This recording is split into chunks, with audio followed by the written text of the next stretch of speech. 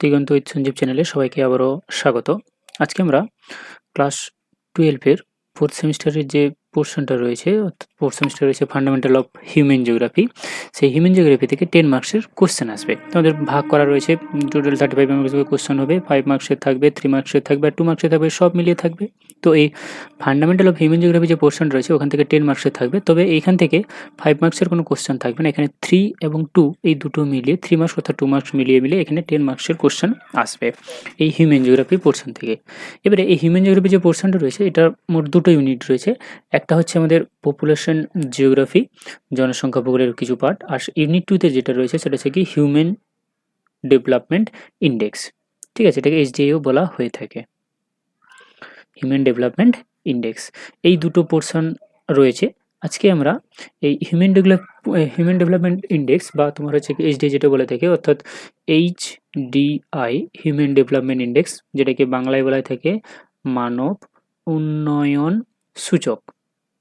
এই মানব উন্নয়ন সূচকের পুরো পোর্শনটা ধরে একদম সাজিয়ে আলোচনা করে দেবো। কী কী রয়েছে এখানে? প্রথমে রয়েছে বলা আছে কি কনসেপ্ট, ধারণা, তার সম্পর্কে বর্ণনা করতে বলা আছে এবং কী করে সেটাকে মেজারমেন্ট করা হয় কার কার। একটা হচ্ছে হিউম্যান ডেভেলপমেন্ট ইন্ডেক্স, মানব উন্নয়ন সূচক, অ্যান্ড সেকেন্ড যেটা রয়েছে অর্থাৎ হিউম্যান প্রভার্টি ইন্ডেক্স অর্থাৎ মানব দারিদ্রতা সূচক।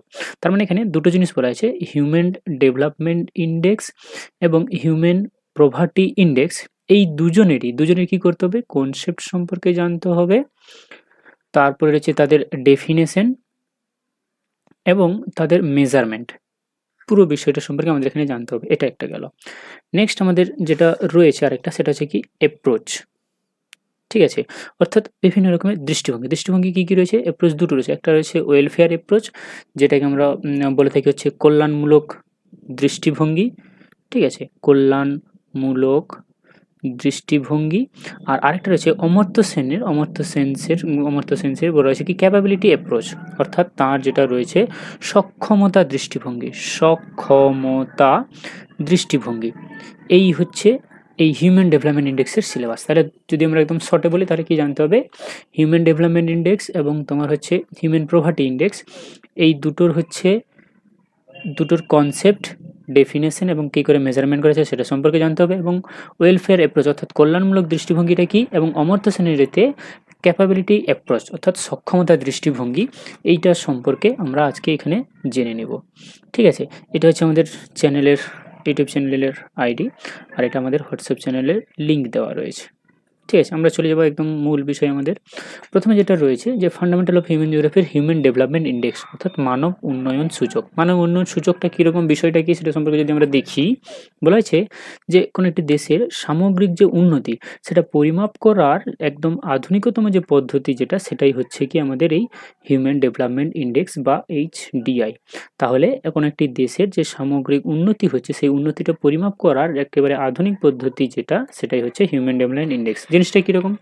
বলা আছে কোনো একটি চিরাচরিতভাবে কোনো একটি দেশের উন্নতি বলতে আমরা সাধারণত সেই দেশের যে অর্থনৈতিক বৃদ্ধি বা ওখানকার মানুষের মাথাপিছু যে আয় সেটাকে আমরা বোঝায় থাকি। তার মানে আমরা বলা আছে কি চিরাচরিত বা যেটা চলে আসছে সেখানে বলা আছে কি যে একটি দেশের উন্নতি বলতে আমরা সেটাকেই বুঝবো সেই দেশের অর্থনৈতিক বৃদ্ধি কেমন হয়েছে এবং সেখানকার মানুষের মাথাপিছু আয় কতটা বৃদ্ধি পেয়েছে। কিন্তু 1990 সালের একজন পাকিস্তানি অর্থনীতিবিদ মাহবুব উল হক এবং ভারতীয় নোবেলজয়ী অর্থনীতিবিদ হচ্ছেন অমর্ত্য সেন, তারা এই যে আগের যে ধারণাটা সেটা ছিল সেটাকে পরিবর্তন করে কি বলছেন? তারা বলছেন যে কেবল টাকা পয়সা বাড়লেই যে উন্নয়ন হয় এমনটা কিন্তু নয়।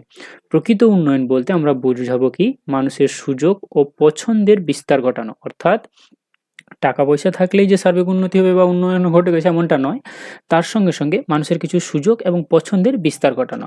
যে কারণের জন্য 1990 সাল থেকে রাষ্ট্রপুঞ্জ অর্থাৎ UNDP, United national development product যেটা রয়েছে, তারা প্রতি বছর তাদের একটি রিপোর্ট তৈরি করে যেটাকে বলে থাকে কি এইচডিআই এর মাধ্যমে করে থাকে।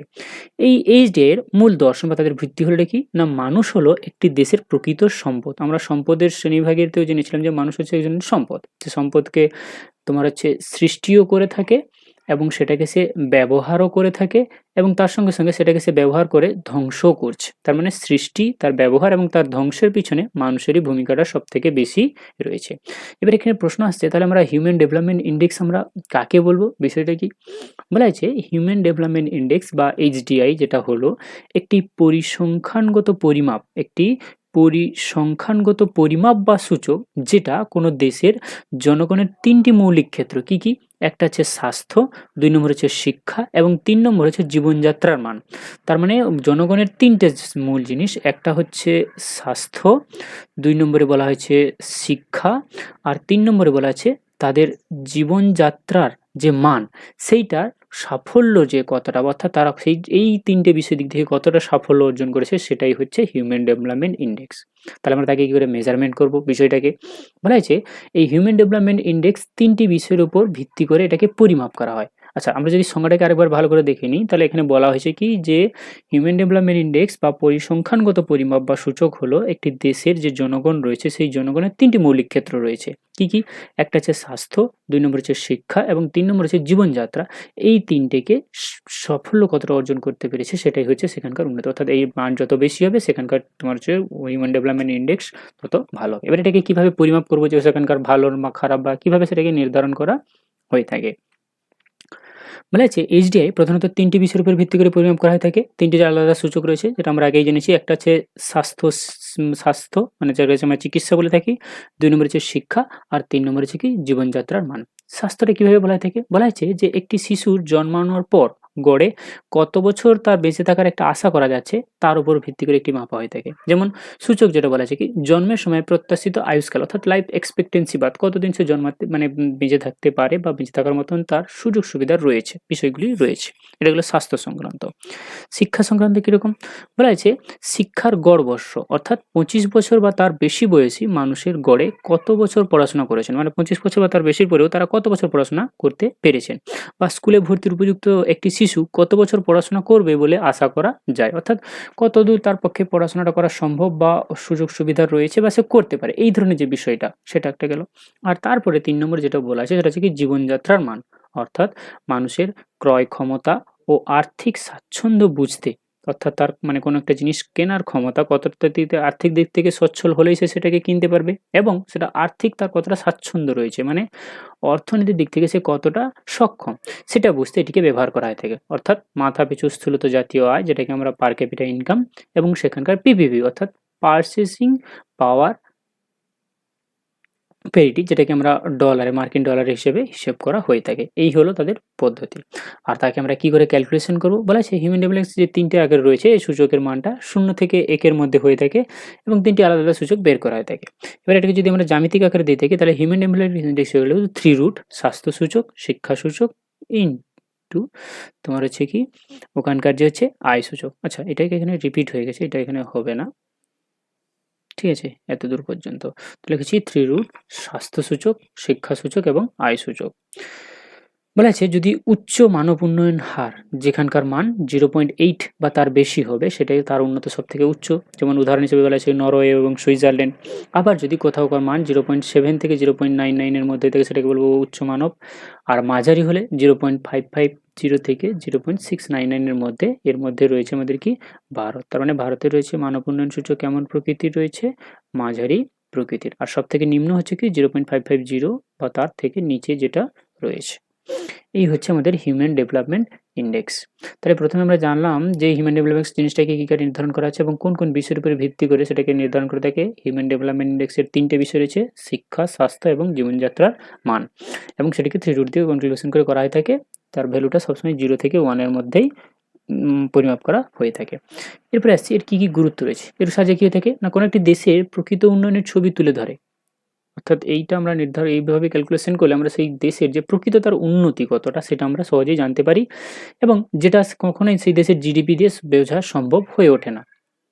এটা একটা গেল। 2 নম্বর যেটা বলা আছে কি এটি বিশ্বের বিভিন্ন দেশের উন্নয়নের তুলনামূলক চিত্র প্রকাশ করে, অর্থাৎ কোনো দেশ কতটা উন্নতি করেছে সে শুধু আর্থিক দিক থেকে না সব দিক থেকে বা সব রকমের পার্সপেক্টিভে এই উন্নতি ঘটাতে পেরেছে সেই সম্পর্কে আমরা সহজেই এখানে জানতে পারি। এবং সরকারকেও বুঝতে সাহায্য করে যে দেশের শিক্ষা না স্বাস্থ্য বিষয়টাকে বেশি গুরুত্ব দেওয়া প্রয়োজন, অর্থাৎ কোন বিষয়টাকে বেশি গুরুত্ব দিলে ডেভেলপমেন্ট বা উন্নতিটা আরও ভালো হবে। তার মানে যদি আমরা এক কথায় বিষয়টাকে বলে থাকি তাহলে এটা হচ্ছে কি বহুমাত্রিক রূপ, যেটি কেবল অর্থের মাপকাঠি নয় বরং মানুষের জীবনযাত্রার গুণগত মানের উপর ভিত্তি করে এটিকে নির্বাচন করা হয়ে থাকে। অর্থাৎ এইচডিআই হচ্ছে একটি বহুমাত্রিক রূপ যার সাহায্যে আমরা যদি এখানে কেবলমাত্র অর্থের মাপকাঠি পরিমাপ করবো এমনটা নয়, বরং তার সঙ্গে সঙ্গে মানুষের জীবনযাত্রা এবং গুণগত মানের যে ধরনটা রয়েছে সেটা সম্পর্কে আমরা এখানে বিচার করতে পারবো। এই হচ্ছে আমাদের হিউম্যান ডেভেলপমেন্ট ইন্ডেক্সের বিষয়। 2 নম্বরে আমরা যেটা চলে যাব এইচপিআই, যেটাকে আমরা বলে থাকি হিউম্যান পভার্টি ইন্ডেক্স। সেম একই রকমভাবে এর কনসেপ্ট, তার ডেফিনেশন এবং তার মেজারমেন্ট আমরা করব। প্রথমে আমরা যেটা জেনে নেব সেটা হচ্ছে কি তার ধারণা, বিষয়টা কি বলা আছে। প্লাস আমরা সাধারণত দারিদ্র্য বলতে বুঝি অর্থের অভাব বা কম, অর্থাৎ যারা আর্থিক উপার্জন ক্ষমতাটা অনেকটাই কি রয়েছে কম রয়েছে তাদেরকে আমরা বলে থাকি দারিদ্র্য। কিন্তু 1997 সালে রাষ্ট্রপুঞ্জ একটি ইউএনডিপি তাদের একটি মানব উন্নয়ন রিপোর্ট অর্থাৎ হিউম্যান ডেভেলপমেন্ট রিপোর্টে এটি নতুন দৃষ্টিভঙ্গি তুলে ধরে, অর্থাৎ সেটাকে বিবেচনা করার পদ্ধতিটাকে একটু আলাদা রকমভাবে বর্ণনা করেছিল। কি বলছে না তাদের মতে যে দারিদ্র্য কেবল যে আয়ের অভাব এমনটা কিন্তু নয়, বরং একটি মানুষ তার বেঁচে থাকার জন্য যে প্রয়োজনীয় সুযোগ সুবিধা থেকে সে কতটা বঞ্চিত হয়েছে সেটাই হচ্ছে তার হচ্ছে দারিদ্র্য। অর্থাৎ যদি কেউ অর্থনৈতিক দিক থেকে পিছিয়ে থাকে তবেই যে সে দারিদ্র্য সীমার মধ্যে রয়েছে এমনটা নয়, তার সঙ্গে সঙ্গে তার প্রয়োজনীয় যে সমস্ত সুযোগ সুবিধা যেগুলো প্রয়োজন সেগুলো থেকেও সে কতটা বঞ্চিত সেটাও হচ্ছে কি তার পভার্টি ইন্ডেক্সের মধ্যে আসবে। যেমন বলেছে এইচডিআই বা মানব উন্নয়ন সূচক একটি দেশের মানুষের সাফল্য বা অগ্রগতির গড় পরিমাপ করে থাকে, ঠিক একই রকমভাবে এইচপিআই ওই দেশের মানুষ কতটা বঞ্চনা বা অভাবের মাত্রা রয়েছে সেটাকে পরিমাপ করে থাকে। অর্থাৎ এইচডিআই এবং এইচপিআই হচ্ছে একে অপরের পরিপূরক। একটি দেখায় আমরা কতটা পেয়েছি এবং অন্যটি দেখায় আমরা কি কি পাইনি, অর্থাৎ পভার্টি ইন্ডেক্সের ক্ষেত্রে দেখাবে যে সমস্ত সুযোগ সুবিধাগুলি আমরা পাইনি, আর ডেভেলপমেন্ট ইন্ডেক্সের ক্ষেত্রে দেখাবে যে আমরা কতটা তার মধ্যে পেয়েছি। এই হচ্ছে বিষয়। আর যদি আমরা এর সংজ্ঞাটা দেখি ডেফিনেশনে, তাহলে সংজ্ঞাটা কি দাঁড়াবে, বলা আছে মানব দারিদ্র্য সূচক হলো এমন একটি পরিসংখ্যানগত মানদণ্ড, অর্থাৎ মানব দারিদ্র্য সূচক যেটা বলা হচ্ছে আমরা সেটা হচ্ছে এমন একটি মানদণ্ড যা কোনো দেশের জনগোষ্ঠীর দীর্ঘ সুস্থ জীবনযাপন, তার মানে দারিদ্র্য সূচকের মাধ্যমে কি আমরা জানতে পারছি না, বলা আছে কোনো একটা দেশের যে জনগোষ্ঠী রয়েছে তাদের দীর্ঘ এবং সুস্থ জীবনযাপন, তাদের শিক্ষা বা তোমার হচ্ছে জ্ঞান অর্জন এবং সম্মানজনক যে জীবনযাত্রার মান। তাহলে 3টে বিষয় এখানে রয়েছে কি কি, একটা হচ্ছে তাদের স্বাস্থ্য, তারপরে বলা আছে তাদের শিক্ষা এবং জীবনযাত্রার মান এবং জ্ঞান অর্জন। এই সমস্ত জীবনযাত্রার মান সসম্মানের 3টি মৌলিক ক্ষেত্রে যে বঞ্চনা, মানে এইগুলো এই সমস্ত দিক থেকে যে সেগুলো সুযোগ সুবিধা পাচ্ছে না সেটাই হচ্ছে কি এর দারিদ্র্য সূচক। এটি মূলত দেশায় একটি দেশের কত শতাংশ মানুষ এই উন্নয়নের মূলধারা থেকে পিছিয়ে এসেছে, মানে এর সাহায্যে আমরা জানতে পারি যে ওই দেশের কত শতাংশ বা কত মানুষ ওই সুযোগ সুবিধা থেকে তারা বঞ্চিত রয়েছেন। তার মানে আমরা যদি এখানে একদম এক লাইনে দেখি দারিদ্রতার ক্ষেত্রে বলা আছে যে কেউ যদি অর্থের দিক থেকে পিছিয়ে থাকে তাকে আমরা দারিদ্র বলবো না, তার বেঁচে থাকার জন্য প্রয়োজনীয় যে সমস্ত সুযোগ সুবিধা বা বিষয়গুলো প্রয়োজন সেগুলো থেকে সে কতটা বঞ্চিত সেটাই হচ্ছে তার পভার্টি। এটাকে আমরা কিভাবে পরিমাপ করব, এর দুটো পদ্ধতি রয়েছে। বলা আছে একটি হচ্ছে উন্নত দেশের ক্ষেত্রে আলাদা রকমভাবে, আর একটা হচ্ছে কি উন্নত দেশের। তার প্রথমে আমরা যেটা জানবো সেটা হচ্ছে কি উন্নয়নশীল দেশের ক্ষেত্রে যেমন বলা আছে কি এখন ধরো আমাদের ভারত এবং বাংলাদেশ বা আফ্রিকার মতন দেশগুলি উন্নয়নশীল দেশের জন্য প্রযোজ্য। এর ক্ষেত্রে কিরকম না, বলা আছে দীর্ঘায়ুর অভাব, অর্থাৎ জন্মের সময় থেকে 40 বছর বয়সের আগে যদি মারা যাওয়ার সম্ভাবনা বা ঝুঁকির হার সেটা কতটা রয়েছে, বা আচ্ছা এটা একটা করে হবে ডবল হয়ে গেছে P1 এটা P2 একইরকম ভাবে হবে। আচ্ছা জ্ঞানের অভাবের ক্ষেত্রে যেটা বলেছে কি বয়স্ক বা প্রাপ্তবয়স্কদের মধ্যে নিরক্ষরতার হার কত শতাংশ মানুষ লিখতে বা পড়তে জানে না। তার মানে উন্নয়নশীল দেশের ক্ষেত্রে যেটা পভার্টি ইন্ডেক্স, তার মানে এরা এই সমস্ত সুযোগ সুবিধাগুলো পাননি, এরা তোমার হচ্ছে চিকিৎসা সংক্রান্ত সুযোগ সুবিধা পাননি বলে তারা পিছিয়ে রয়েছেন। আরেকটা ব্যাপার আছে কি জীবনযাত্রা মানের অভাব, সবগুলো ডবল হয়ে গেছে। দুটি বিষয়ের গড় যেমন কি নিরাপদ পানীয় জল পায় না এমন কত শতাংশ মানুষ রয়েছে, বা স্বল্প ওজন বা অপুষ্টির শিকার 5 বছর বয়সী শিশু শতাংশ, অর্থাৎ যে সমস্ত বিষয় দিক থেকে তারা সুযোগ সুবিধা থেকে বঞ্চিত সেই সমস্ত বিষয়ের কথা এখানে তুলে ধরা হয়েছে। আর উন্নত দেশের ক্ষেত্রে কি তাদের ভঙ্গিটা ঠিক আলাদা রকম ভাবে হবে, কিরকম না দীর্ঘায়ু, অর্থাৎ 60 বছরের বয়সের আগে, যেমন এখানকার ক্ষেত্রে ছিল 40 বছর, এখানকার ক্ষেত্রে বলেছে কি 60 বছর বয়স, কারণ তারা উন্নত, তাদের সমস্ত কিছু সুযোগ সুবিধা রয়েছে, তার সত্ত্বেও তারা কোন কোন সুবিধা থেকে বঞ্চিত হয়েছে। নেক্সট বলেছে কি জ্ঞান, কার্যকরী সাক্ষরতার হার কতটা রয়েছে বা দারিদ্র্য সীমার নিচে বসবাসকারী মানুষের সংখ্যাটা কতটা রয়েছে, এর মাধ্যমে আমরা এখানকার পভার্টি ইন্ডেক্সটাকে ক্যালকুলেশন করতে পারবো। আর তাছাড়া সামাজিক বিচ্ছিন্নতা রয়েছে,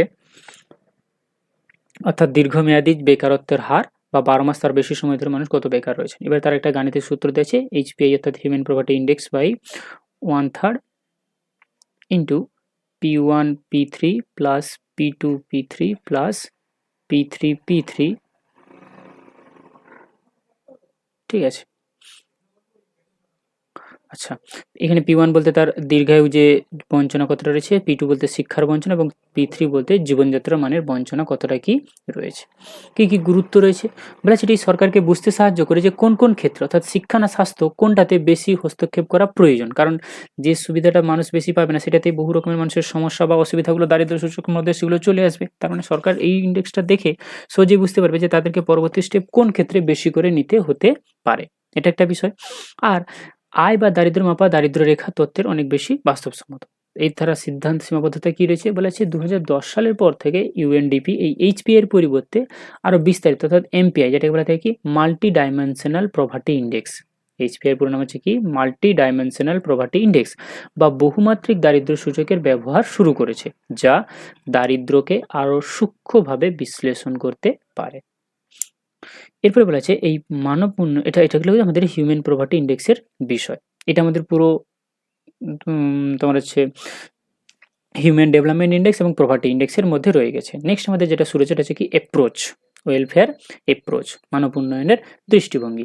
এখানে কি বলা আছে পুরো আলাদা পোর্শন, মানব উন্নয়নের মানে এই পোর্শনটা, এই যে অ্যাপ্রোচের পোর্শনটা রয়েছে অ্যাপ্রোচ, এটা আমাদের এখানে দুটো জিনিস দিলাম, একটা হচ্ছে হিউম্যান ডেভেলপমেন্ট ইন্ডেক্স আর একটা হচ্ছে কি পভার্টি ইন্ডেক্স, দুটো দেখিয়ে নিয়েছি। আর অ্যাপ্রোচের ক্ষেত্রে যেটা বলা হয়েছে, অ্যাপ্রোচ বা দৃষ্টিভঙ্গি মানুষের কীরকম কী হতে পারে উন্নয়নের ক্ষেত্রে বলা আছে, মানব উন্নয়নের ধারণাটি হচ্ছে অত্যন্ত ব্যাপক, মানে এই যে কনসেপ্ট এটা অনেকটাই ব্যাপক। বিভিন্ন অর্থনীতিবিদ বা সমাজবিজ্ঞানী মানব উন্নয়নের বিভিন্ন দৃষ্টিভঙ্গি ব্যাখ্যা করেছেন। মূলত 4টি এখানে দৃষ্টিভঙ্গির কথা বলা হয়েছে। একটা হচ্ছে আয়গত দৃষ্টিভঙ্গি, তাদের কেমন কি রয়েছে, কল্যাণমূলক দৃষ্টিভঙ্গি, 3 নম্বর হচ্ছে তাদের মৌলিক প্রয়োজনীয় দৃষ্টিভঙ্গি এবং 4-এ রয়েছে সক্ষমতাগত দৃষ্টিভঙ্গি। আমরা এক একটা করে জেনে নিব, তারপরে এখানে কল্যাণমূলক আর ইয়েমূলক দৃষ্টিভঙ্গিটা সম্পর্কে জানবো। প্রথমে যেমন ধরো রয়েছে এখানে আয় দৃষ্টিভঙ্গি বা ইনকাম অ্যাপ্রোচ। কি বলেছে না, একটি মানব উন্নয়নের অন্যতম প্রাচীন দৃষ্টিভঙ্গি হচ্ছে কি, প্রাচীনতম দৃষ্টিভঙ্গি হচ্ছে আয়, অর্থাৎ সে কতটা ইনকাম করতে পারছে যার ফলে সে সচ্ছলতা, অর্থাৎ এটি হচ্ছে উন্নয়নের একেবারে প্রাচীনতম একটি দৃষ্টিভঙ্গি। এখানে এই দৃষ্টিভঙ্গিতে সাধারণত জনগণের আয় বা দেশের জাতীয় আয়ের যে মুখ্য নির্দেশক হিসেবে বিবেচনা করা হয়ে থাকে। তার মানে আয় বলতে এখানে মানুষটা কতটা ইনকাম করতে পারছেন বা আয় করতে পারছেন বা সেই দেশের কত আয় থেকে সেই বিষয়টার কথা এখানে বলা হয়ে থাকে। কি বলেছে দেখো, এই পদ্ধতিতে মনে করা হয় মানুষের আয় স্তরের সাথেই তার উন্নয়ন স্তর সরাসরি যুক্ত, অর্থাৎ সে যতটা আয় করবে তার উন্নয়নটা ততটাই সেই রকমভাবে হবে। তার মানে তার ব্যাখ্যাটা এখানে কি বলেছে, ব্যাখ্যাটাতে বলা হয়েছে যে যদি কোনো ব্যক্তি তার আয় বেশি হয় তবে তার স্বাধীনতার স্তর এবং জীবনযাত্রার মানও তত উন্নত হবে, অর্থাৎ সম্পদ বা টাকা হলেই উন্নয়নের প্রধান মাপকাঠি। তাহলে সম্পদ এবং টাকা যদি তার বেশি থাকে তাহলে তার উন্নয়নটা স্বাভাবিকভাবে কী হবে, বেশি হবে। কিন্তু এই আর্থিক দিকটি দেখে কিন্তু কোনো একটা মানুষের স্বাস্থ্য বা শিক্ষার মতো গুণগত মানকে উপেক্ষা করে। অনেক সময় হয়তো তার উপার্জন মানে শিক্ষা দীক্ষা হতে কিন্তু অর্থের দিক থেকে সচ্ছল, বাকি হয়তো শিক্ষা দীক্ষা অনেকটা উন্নত রয়েছে কিন্তু তার আর্থিক দিক থেকে সে অতটা সাকসেসফুল নয়। তো এই বিষয়টার কথা এখানে বলা হয়েছে। এটা হলো কি আয়গত দৃষ্টিভঙ্গি, অর্থাৎ যেখানে আয়ের সাপেক্ষে বিষয়টাকে ব্যাখ্যা করা আছে। কি বলা হয়েছে না, যে যার যত আয় বেশি হবে তার স্বাধীনতা বা তার জীবনযাত্রার মানটা তত বেশি হবে। নেক্সট আমাদের যেটা বলা হয়েছে সেটা হচ্ছে কি কল্যাণমুখী দৃষ্টিভঙ্গি বা ওয়েলফেয়ার অ্যাপ্রোচ, যেটা আমরা আসবো আবার আমাদের আবার পরে আসবে এই ওয়েলফেয়ার অ্যাপ্রোচটা সম্পর্কে, এখানে একটু ছোট্ট করে জেনে নিই। ওয়েলফেয়ার অ্যাপ্রোচে যেটা বলা হয়েছে যে এই দৃষ্টিভঙ্গিতে মানুষের উন্নয়নের লক্ষ্য বা সুবিধাভোগী হিসেবে দেখা হয়ে থাকে, অর্থাৎ সরকার যদি শিক্ষা, স্বাস্থ্য, বাসস্থান বা অন্যান্য সামাজিক সুযোগ সুবিধার উপর বেশি খরচ করে তবেই মানব উন্নয়ন সম্ভব। অর্থাৎ মানুষ মানে সরকার যদি শিক্ষা, স্বাস্থ্য, বাসস্থান এবং সামাজিক সুযোগ সুবিধার ক্ষেত্রে উন্নতি ঘটায় তবেই তাদের উন্নতি ঘটবে। মানে এখানে ব্যাখ্যাটাকে যদি আমরা করি তাহলে বিষয়টা আসবে কীরকম, যে একজন মানুষকে উন্নয়নের সক্রিয় অংশগ্রহণকারী হিসেবে নয় বরং নিষ্ক্রিয় সুবিধাভোগী হিসেবে দেখা হয়। অর্থাৎ এখানে উন্নয়ন ঘটানোর ক্ষেত্রে মানুষের কোনো ভূমিকা নেই, মানুষ শুধু সুবিধা ভোগ করবে। সরকার করবে উন্নয়ন আর মানুষ কেবলমাত্র সেখান থেকে সুবিধাটা ভোগ করছে। যেখানে রাষ্ট্র বা সরকার জনকল্যাণমূলক কাজের মাধ্যমে সমাজের জীবনযাত্রার মানকে আরও উন্নত করার দায়িত্ব নেয়। অর্থাৎ যেখানে মুখ্য ভূমিকা মানে সেই এলাকার বা সেখানকার উন্নতি ঘটানোর ক্ষেত্রে মুখ্য ভূমিকা যেটা থাকবে সেই রাষ্ট্র বা সরকারের, মানুষের কোনো ভূমিকাই থাকবে না। অর্থাৎ রাষ্ট্র বা সরকার জনকল্যাণের জন্য বিভিন্নমূলক কাজ করবে এবং যার ফলে সেখানকার মানুষের উন্নতি ঘটবে, যেটা কখনোই বাস্তবভাবে সম্ভব হয়ে ওঠে না ঠিকঠাক করে। কারণ যদি সাধারণ মানুষ সচেতন না থাকে তাহলে কখনোই সেখানকার উন্নয়ন ঘটানো সম্ভব নয়। আচ্ছা, এটা গেল একটা বিষয়। নেক্সট আমাদের যেটা রয়েছে সেটা হচ্ছে কি মৌলিক প্রয়োজন দৃষ্টিভঙ্গি। মৌলিক প্রয়োজন দৃষ্টিভঙ্গি বলতে এটা একটা হচ্ছে আন্তর্জাতিক একটা শ্রম সংস্থা, যেটাকে আমরা ILO বলে থাকি, অর্থাৎ ইন্টারন্যাশনাল লেবার অর্গানাইজেশন, তার সাপেক্ষে বলা হয়েছে। এখানে দৃষ্টিভঙ্গিতে বলা হয়েছে কি যে জনগণের তার শিক্ষা, স্বাস্থ্য, খাদ্য, পানীয় জল, পয় প্রণালী, এই যে বিষয়গুলো রয়েছে এগুলো মানব উন্নয়নের একটি মুখ্য নির্দেশকে বিবেচনা করে। অর্থাৎ যে ব্যক্তির যদি এই সমস্ত মৌলিক চাহিদা যত বেশি পূরণ হবে তার জীবনযাত্রার মান তত উন্নত হবে। আর যদি তাদের মৌলিক চাহিদাগুলি মেটাতে সম্ভব না হয়ে থাকে তাহলে তার দারিদ্রতা কখনোই দূর করা সম্ভব নয়। আমরা চলে আসি মূল বিষয়টায়। বলা হয়েছে দেখো এখানে যে মূল কথা এখানে বলা হয়েছে কি মানুষকে বেঁচে থাকার জন্য অত্যন্ত 6টি তার মৌলিক চাহিদা। একটা হচ্ছে স্বাস্থ্য, শিক্ষা, খাদ্য এবং জল সরবরাহ। স্বাস্থ্য, শিক্ষা, খাদ্য এবং জল সরবরাহ, এই যে 4টা বিষয়, এবং তার সঙ্গে নিচে এখানে দুটো রয়েছে, একটা হচ্ছে পয় প্রণালী বা স্যানিটেশন এবং একটা হচ্ছে কি আবাসস্থান, তার থাকার জায়গা। এই বিষয়গুলো যাদের থাকবে তাদের ক্ষেত্রে স্বাচ্ছন্দ্য হবে। অর্থাৎ মানুষের আয়ের চেয়ে বেশি গুরুত্ব দেওয়া হয়ে থাকে তার ন্যূনতম চাহিদা মেটানোর উপর। মানুষ তার পছন্দ বা স্বাধীনতার চেয়ে তার প্রয়োজন মেটানোর অগ্রাধিকারটাকে বেশি গুরুত্ব দিয়ে থাকে। গেল এটা একটা বিষয়। এরপরে চলে যাব আমাদের লাস্ট আমাদের যেটা ছিল ক্যাপাবিলিটি। মানে আমরা এখানে 3টে সম্পর্কে জেনেছি। 3টে কি কি? একটা হচ্ছে আয়গত দৃষ্টিভঙ্গি, তারপরে জানলাম হচ্ছে কল্যাণমূলক দৃষ্টিভঙ্গি, তারপরে জেনেছি মৌলিক দৃষ্টিভঙ্গি, আর লাস্টে আমাদের যেটা রয়েছে সেটা হচ্ছে কি ওয়েলফেয়ার এপ্রোচ বা সক্ষমতা, কতটা সক্ষম, ক্যাপাবিলিটি, যেটা আমরা পরে অমর্ত্য সেনের সাপেক্ষে আমরা জানবো বিষয়টাকে। এখানে বলেছেন আধুনিক দৃষ্টিভঙ্গিতে একজন নোবেলজয়ী অর্থনীতিবিদ অমর্ত্য সেন তিনি বলছেন যে উন্নয়ন মানে কেবল সুযোগ সুবিধা পাওয়া নয়, বরং সেই সুযোগগুলো ব্যবহার করার মতন যে সক্ষমতা বা সামর্থ্য তৈরি করা। অর্থাৎ আমি শুধু সুযোগ দিয়ে দিলাম এমনটা নয়, সেই সুযোগটাকে কাজে লাগানোর মতন যে সক্ষমতা বা সামর্থ্যটা থাকা অবশ্যই প্রয়োজন। অর্থাৎ একজন মানুষের সামনে অনেক পথ খোলা থাকতে পারে, কিন্তু যদি তার স্বাস্থ্য ভালো না থাকে বা সে শিক্ষিত না হয় তবে সে সেই সুযোগগুলোকে ব্যবহার করতে পারবে না। অর্থাৎ তিনি বলছেন কি যে আমাদেরও তো কোনো একজন মানুষের কাছে বহু রকমের কাজ করার মতন বা করার মতন আমরা অপশন দিয়ে দিলাম, কিন্তু যদি তার শরীর ভালো না থাকে বা সেই জিনিসটাকে কি করে কাজে লাগালে সেটা ভালো হবে বা কি পদ্ধতি অবলম্বন করলে সেটা থেকে আমরা কাজে লাগাতে পারি বা সেটাকে ব্যবহার করতে পারি বা সেখান থেকে আমরা উন্নতি করতে পারি, এই যে বিষয় সংক্রান্ত যে ধারণাগুলো সেটা যদি সে না গ্রহণ করতে পারে তাহলে কিন্তু আমাদের পুরোটাই বেকার। তাই শিক্ষা এবং স্বাস্থ্য ক্ষেত্রে বিনিয়োগ মানুষের কাজ করার ক্ষমতাকেই বাড়ানোই হলো প্রকৃত মানব উন্নয়ন। তার মানে তিনি বলছেন যে মানুষকে কাজের সুবিধা না দিয়ে তাকে শিক্ষা এবং স্বাস্থ্য সংক্রান্ত বিষয়ের সচেতনতা করলে তবে তার প্রয়োজন মতো সেই জিনিসটা কাজ করতে পারবে। অর্থাৎ যেটা বর্তমান সমাজের গ্রহণযোগ্য একটি দৃষ্টিভঙ্গি, কারণ একজন মানুষের স্বাধীনতা এবং পছন্দের উপর সবচেয়ে বেশি গুরুত্ব দিয়ে থাকে এই সক্ষমতা দৃষ্টিভঙ্গি। এই হচ্ছে আমাদের 4টা বিষয় সম্পর্কে আমরা তাহলে জেনে নিলাম।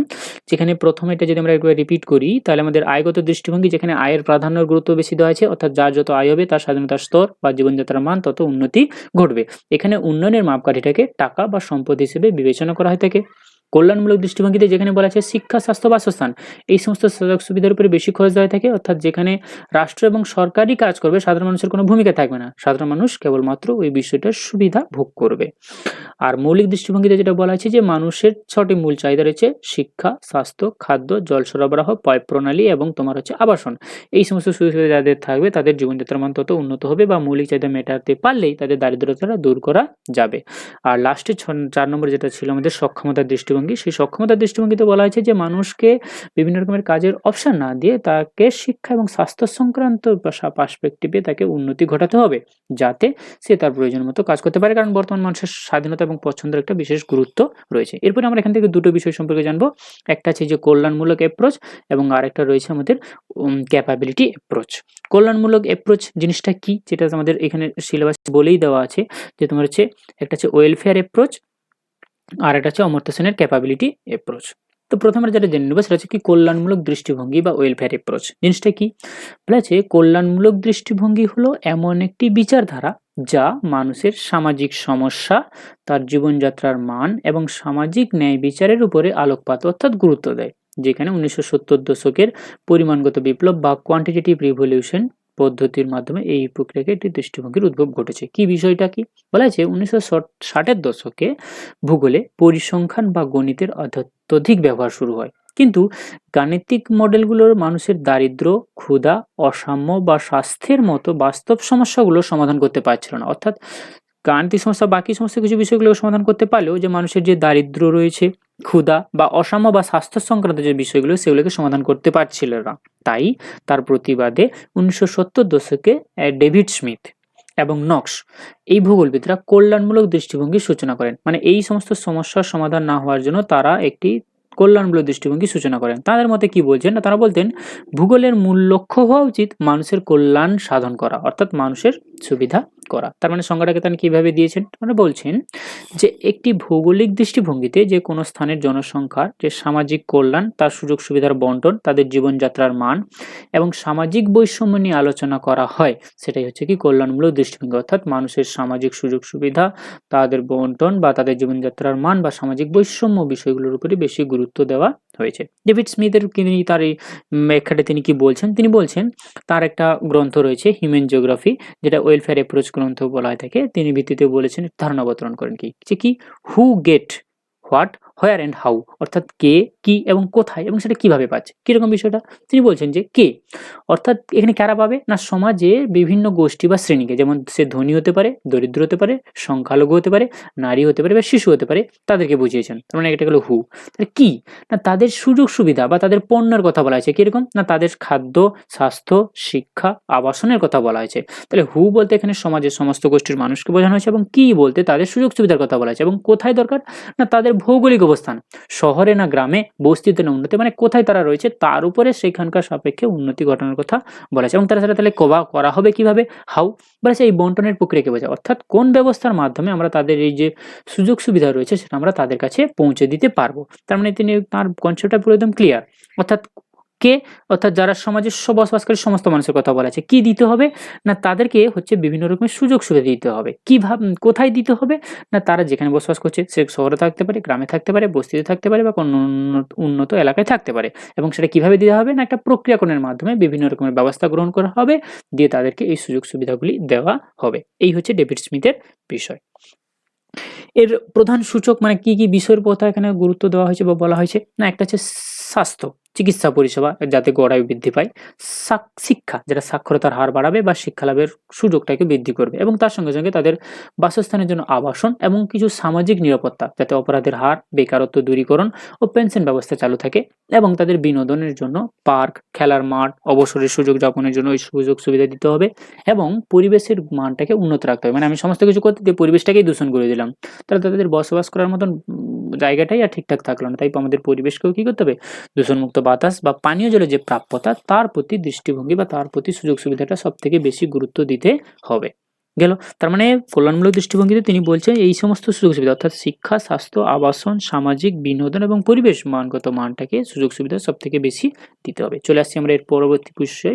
এর পরবর্তী এতে যে পোর্শনটা যেটা বলা হয়েছে সেটা কি বৈশিষ্ট্য, মানে স্যানিটেশন ফিচার। কিরকম ভাবে বলা হয়েছে যে মানুষ কেন্দ্রিক, অর্থাৎ এখানে স্থান বা মানচিত্রে যে মানুষ এবং তার প্রয়োজন কোনটা তার প্রতি গুরুত্ব বেশি দেওয়ার কথা বলা হয়েছে। এবং 2 নম্বরের যেটা নেক্সট রয়েছে সামাজিক ন্যায় বিচার, অর্থাৎ সমাজের যে সম্পদ ও সুযোগ যাতে মুষ্টিমেয় কিছু মানুষের হাতে সীমাবদ্ধ না থাকে এবং সেটা সকলের মধ্যে যেন সমানভাবে বন্টিত হয়ে যায়। মানে সুযোগ সুবিধা যেগুলো দেওয়া সেগুলো তো কয়েকজন মানুষের মধ্যে সীমাবদ্ধ থেকে গেল, বাকিরা কেউ পেলই না, এমনটা যাতে না হয়, সবাই যেন সমানভাবে তার সুযোগ সুবিধার উপর পেতে পারে।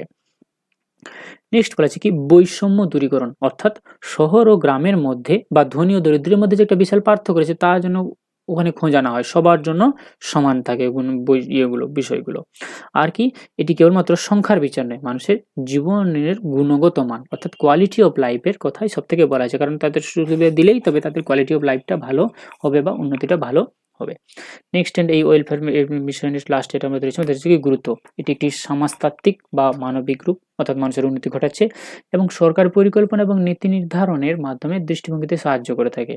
আর দারিদ্র দূরীকরণ, আঞ্চলিক উন্নয়নের উন্নত পথ নির্দেশক হিসেবে কাজ করে। তার মানে পুরো এই যে বিষয়টা ওয়েলফেয়ার অ্যাপ্রোচ যেটা আমরা পড়লাম, যেটাকে যদি একদম শর্টে বলি তাহলে বিষয়টা ঠিক ওইরকম ভাবে বলা আছে যে ওয়েলফেয়ার অ্যাপ্রোচ বা কল্যাণমূলক দৃষ্টিভঙ্গি যেখানে মানুষের জীবনযাত্রার মান বা তাদের সমস্যাগুলোকে দূরীকরণ করা। যেটা ধারণাটা এসছে কিভাবে না, প্রথম যখন একটা মডেল ছিল সেখানে গাণিতিক বা এতে মানুষের দারিদ্র, ক্ষুধা, অসাম্য, শিক্ষা, স্বাস্থ্য বিষয় সংক্রান্তগুলো আসছে না, সেজন্য ডেভিড স্মিথ নক্স একটি কল্যাণমূলক দৃষ্টিভঙ্গিতে বলেছেন, যেখানে বলেছেন যে এখানে মূল যেটা বিষয় হবে সেটা হচ্ছে কি মানুষের কল্যাণ করা। মানুষের কল্যাণ করা বলতে কিরকম?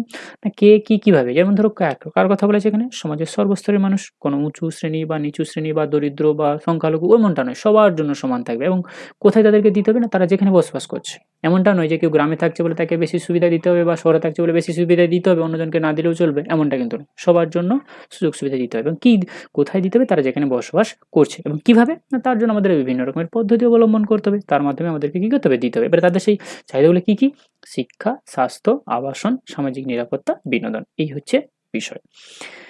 চলে যাবো আমরা এই নেক্সট যেটা রয়েছে সেটা হচ্ছে কি সক্ষমতা বা capability approach, last portion Amartya সেনের। সক্ষমতা বা ক্যাপাবিলিটি অ্যাপ্রোচ অর্থাৎ ডেভেলপমেন্ট ইন্ডেক্সের লাস্ট পোর্শন সক্ষমতা বৃষ্টি বা ক্যাপাবিলিটি অ্যাপ্রোচ। আচ্ছা, ওয়েলফেয়ার অ্যাপ্রোচে মানুষের কল্যাণের জন্য কাজ করা ছিল। ক্যাপাবিলিটি অ্যাপ্রোচ মানে অমর্ত্য সেন আমরা প্রথমেই পড়েছিলাম যে মানুষকে সুযোগ সুবিধা না দিয়ে শিক্ষা এবং স্বাস্থ্য দিয়ে সচেতন রাখলা, যেটা তার নিজের মতন করেছে সেটাকে ব্যবহার করতে পারে। কি বলা আছে দেখো এখানে, নোবেল জয়ী অর্থনীতিবিদ অমর্ত্য সেন তার সক্ষমতার দৃষ্টিভঙ্গিতে তিনি বলছেন যে মানুষের বৈপ্লবিক ধারণা। 1980-র দশকে তিনি এই তত্ত্বটি তুলে ধরেন, যা পরবর্তীকালে মানব উন্নয়ন সূচক তৈরিতে বিশেষ কাজ দিয়ে থাকে। তার ধারণাটা কি বলেছেন? তিনি বলছেন যে উন্নয়ন মানে শুধু আয় বা সম্পদ বৃদ্ধি নয়, উন্নয়ন হলো মানুষের সক্ষমতা, অর্থাৎ মানুষকে ক্যাপাবিলিটি অর্থাৎ মানুষকে সক্ষম করে দেওয়া কোনো একটু কাজ করার জন্য। অর্থাৎ একজন মানুষের জীবনে কি সুযোগ আছে এবং সে তার জীবনকে কিভাবে পরিচালিত করতে সক্ষম, সেটাই হলো মানুষের উন্নয়নের আসল মাপকাঠি। অর্থাৎ তিনি মনে করেন যে মানুষের কাছে কতটা সম্পদ অর্থাৎ টাকা বা পণ্য আছে তার চেয়ে বেশি গুরুত্ব হলো সে সেই সম্পদটাকে ব্যবহার করে সে কি করতে পারে বা কি করতে পারছে তার প্রতি বেশি গুরুত্ব দিয়েছেন তিনি। মানে তার কাছে কত টাকা আছে সেটা ব্যাপার নয়, সে টাকা দিয়ে সে কি করছে বা করতে পারছে ওই বিষয়টা সম্পর্কে তাকে জানতে হবে। তার মানে তিনি এখানে দুটি বিষয়ের কথা বলেছেন, একটা হচ্ছে তার কার্যকারিতা অর্থাৎ ফাংশন, আর একটা হচ্ছে কি ক্যাপাবিলিটি। ফাংশনটা কিরকম? বলেছে কার্যকারিতা হলো বোঝায় একজন ব্যক্তি বাস্তবে কি করতে পারছেন বা তার জীবন কেমন। যেমন তিনি সুস্থ না নিরোগ থাকা প্রয়োজন, পর্যাপ্ত পুষ্টি পাওয়া প্রয়োজন, শিক্ষিত হওয়া এবং সামাজিক অনুষ্ঠানে যোগ দেওয়া এবং আত্মসম্মানে বেঁচে থাকা। আর সক্ষমতা কিরকম? না ব্যক্তির সেই স্বাধীনতা যার সুযোগ, যার মাধ্যমে তার পছন্দের কার্যকারিতা বা জীবনধারাকে তিনি বেছে নিতে পারেন। যেমন আপনার কাছে খাবার আছে কিন্তু আপনি ধর্মীয় কারণে উপবাস করছেন, এটা এক্সাম্পল হিসেবে দেওয়া আছে সক্ষমতার কথা। যে ধরো আপনার কাছে খাবার আছে কিন্তু আপনি উপবাস করছেন ধর্মীয় কারণে, সেই জন্য আপনি খাচ্ছেন না। আবার একই রকমভাবে আপনি সুস্থ ধারণার সক্ষমতা আছেন কিন্তু আপনার ইচ্ছায় সেটি আপনার না করার সিদ্ধান্ত আপনি কি করেছেন? নিয়েছেন। আবার অন্যদিকে যদি আমরা দেখি একজন দারিদ্র ব্যক্তি, তার কাছে খাবার নেই, খাবার না থাকার জন্য তিনি না খেয়েই আছেন। তার উভয়ই না থাকলেও প্রথম ব্যক্তির কাছে সক্ষমতা রয়েছে কিন্তু দ্বিতীয় ব্যক্তির কাছে সেই সক্ষমতা নেই, অর্থাৎ তার কাছে খাবারটা নেই বলে তিনি খেতে পাচ্ছেন না। তিনি স্টার্ভিং করছেন আর ইনি হচ্ছেন ফাস্টিং করছেন বলে উপবাস করছেন। তাহলে তার এই যে প্রসেস সীমাবদ্ধতা কি? মানে অমর্ত্য সেন বলেন যে সবার জন্য সমান সম্পদ দিলে সবার উন্নয়ন হয় না, কারণ বিভিন্ন মানুষের সক্ষমতার অর্জনের ক্ষমতা ভিন্ন ভিন্ন, তাই একে কনভার্সিং ফ্যাক্টর বলেছেন তিনি। অর্থাৎ সবাইকে যদি আমি সম্পদ দিয়ে দিই তাহলে সবাই যে উন্নতি ঘটে যাবে এমনটা নয়। কেন? না কারণ বিভিন্ন মানুষের দৃষ্টিভঙ্গি আলাদা বা তারা সেই সম্পদটাকে বিভিন্নভাবে ব্যবহার করে তাদের উন্নতি ঘটাবেন। কেউ বেশি করবেন, কেউ কম করবেন, কেউ করতে পারবেন না, কেউ আরও হয়তো নষ্ট করে দেবেন। এই যে বিষয়গুলোর কথা এখানে তিনি বলেছেন। যেমন একটা এখানে উদাহরণ দিয়ে বলা হয়েছে যে একজন সুস্থ মানুষ এবং একজন শারীরিকভাবে অক্ষম মানুষকে যদি একটা সাইকেল দেওয়া হয়, তার মানে একজন সুস্থ স্বাভাবিক মানুষ এবং আরেকজন শারীরিক দিক থেকে অক্ষম মানে সামর্থ্য নয়, তার দুজনকে একটি সাইকেল দেওয়া হলো, তাহলে তবে তাদের সম্পদ দুজনের সমান সাইকেল দেওয়া হচ্ছে এবং দুজনকে সক্ষমতা এক হবে না, কারণ যিনি শারীরিকভাবে অক্ষম ব্যক্তির সেই সাইকেল ব্যবহারের ক্ষমতা নেই। তাই উন্নয়ন মাপার সময় ব্যক্তির শারীরিক অবস্থা, পরিবেশ এবং সামাজিক অবস্থাও বিবেচনা করতে হয়ে থাকে। তাহলে কিভাবে উন্নয়ন সম্ভব? না অমর্ত্য সেন তার একটা গ্রন্থ রয়েছে, গ্রন্থটির নাম হচ্ছে ডেভেলপমেন্ট অ্যাজ ফ্রিডম। তিনি বলছেন যে উন্নয়ন হলো মানুষের উপর থেকে বিভিন্ন অস্বাধীনতা দূর করা, মানে আনফ্রিডম যেগুলো রয়েছে সেগুলোকে দূর করা। অস্বাধীনতা কীরকম? যেমন আমার ক্ষুধা বা দুর্ভিক্ষ, চিকিৎসার অভাব, নিরক্ষরতা, রাজনৈতিক নাগরিকতার স্বাধীনতার অভাব, এই যে বিষয়গুলো এগুলোকে আমাকে অবশ্যই কী করতে হবে? দূর করতে হবে। যখন মানুষ এই সমস্ত বিষয়গুলোকে দূর করতে পারবে তখন সে তার নিজের জীবনকে নিজের মতন করে গড়ে তোলার সুযোগ পায় এবং যেটাই হচ্ছে কি প্রকৃত উন্নয়ন। নেক্সট এখানে যেটা বলা হয়েছে যে তার এই সক্ষমতার দৃষ্টিভঙ্গির কি গুরুত্ব রয়েছে, না বলা আছে এই জিডিপির মাধ্যমে বা অর্থাৎ মাথাপিছু আয়ের উপরে ভিত্তি করে এটা দেশের বিচার করা সম্ভব নয় এবং শিক্ষা ও স্বাস্থ্য খাতে সরকারি বিনিয়োগের উপর বেশি গুরুত্ব দেওয়া হয়ে থাকে, কারণ তবেই মানুষের উন্নতি হবে। যেটা অমর্ত্য সেন বলেছেন যে সুযোগ সুবিধা না দিয়ে তাকে শিক্ষা এবং স্বাস্থ্য এই বিষয় সংক্রান্ত সচ্ছল করতে পারলে তবেই সে নিজের স্বাধীনতা মতন করে বা নিজের ইচ্ছে মতন করে জিনিসটা করতে পারবে। এবং মানুষের ব্যক্তিগত পছন্দ বা মর্যাদাকে উন্নয়নের কেন্দ্র হিসেবে নিয়ে আসা এবং নারীর ক্ষমতায়ন ও পিছিয়ে পড়া শ্রেণীর অধিকার রক্ষায় এই তথ্য বিশেষ গুরুত্ব দিয়েছে। এই ছিল আজকের বিষয়। সবাইকে কেমন লাগলো অবশ্যই নিচে কমেন্ট করে জানাবেন এবং আমাদের হোয়াটসঅ্যাপ লিঙ্কটা এখানে দেওয়া রয়েছে, চ্যানেলের হোয়াটসঅ্যাপ লিঙ্কটাও দেওয়া রয়েছে এবং এটা আমাদের চ্যানেল আইডি। সবাই কেমন লাগলো নিচে অবশ্যই ভিডিও শেষে কমেন্ট বক্সে কমেন্ট করে অবশ্যই জানাবেন। সবাইকে আবারও থ্যাংক ইউ। আমরা পরের পার্টে আমাদের যেকোনো একটা পোর্শন থেকে নিয়ে আমরা আলোচনা করব। এই ছিল আজকের বিষয়। সবাইকে কেমন লাগলো অবশ্যই জানাবে। Thank you.